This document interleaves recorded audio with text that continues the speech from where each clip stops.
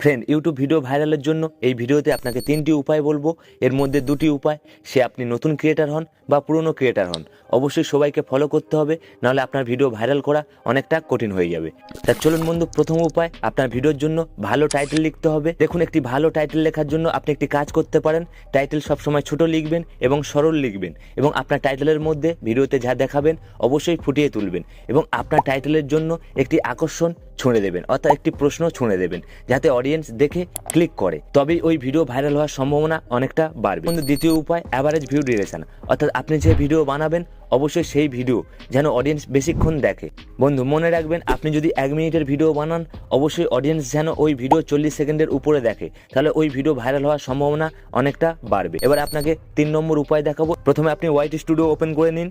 Open করার পরে analytics এই অপশানে আপনি চলে আসুন। আসার পরে টপ কন্টেন্ট এর উপরে আপনি ক্লিক করুন। কোন ভিডিওগুলো সবচেয়ে বেশি ভিউ আনছে এর উপরে আপনি